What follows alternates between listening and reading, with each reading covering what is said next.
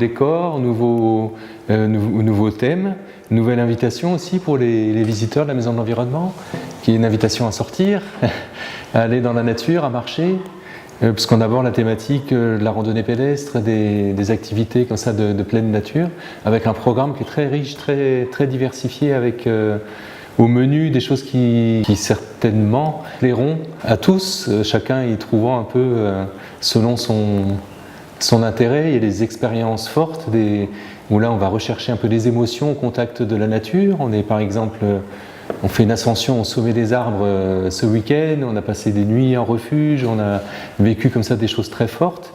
On propose également des balades pistées, on propose des choses des promenades naturalistes pour apprendre aussi à reconnaître, à s'orienter dans la nature. Et puis on propose autour de cette table-là des déclics rando, c'est-à-dire des rencontres avec des experts, des gens qui ont l'habitude de marcher et qui sont là pour partager leur expérience, délivrer des conseils et puis aider chacun à partir dans des bonnes conditions, savoir lire une carte, savoir utiliser un GPS de randonnée, savoir choisir la bonne paire de chaussures ou le bon sac à dos. C'est vrai que le public est toujours en attente des nouvelles expositions qu'on propose. Et là, on a fait appel à un grand scénographe qui s'appelle Alain Cunilera, et on a constitué comme ça une équipe autour de Mappy Caburet et de ce scénographe pour pouvoir mettre en scène l'histoire qui vous a été présentée par Mappy tout à l'heure. Alors, ces personnages sur les murs que je vois et que vous ne voyez pas, c'est une famille. Et cette famille, elle incarne en fait tous les freins qui font que les personnes ne se mettent pas à sortir de chez eux, à randonner, à marcher.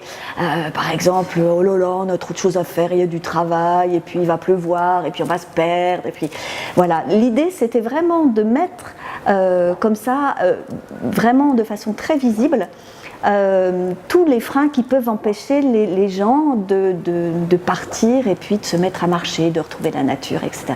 Donc l'idée c'était d'aller voir du côté de l'imaginaire, de partir d'une petite dame qui est enfermée chez elle, qui a des semelles de plomb et qui vit entre son fauteuil, sa télé et sa plante. Et un jour, la plante n'en peut plus de cette vie complètement étriquée.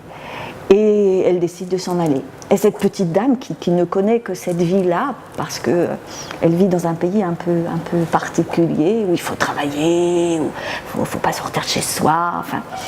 Et cette petite dame décide d'enlever ses semelles de plomb et de partir à la recherche de sa plante. Et donc, elle arrive ici. Et elle est entrée là. Et bien sûr, on invite les promeneurs à en faire autant, à partir à l'aventure et à découvrir ce qui se passe à l'intérieur. Alors l'exposition, qui est en fait conçue comme une animation, elle se visite comme ça en petits groupes. Il faut pouvoir vivre ce parcours en famille, en groupe de 5-6 comme ça. Et ça fonctionne tous les après-midi pendant les vacances, entre 14h et 18h. Et puis hors vacances scolaires, les mercredis après-midi, les samedis après-midi, les dimanches après-midi.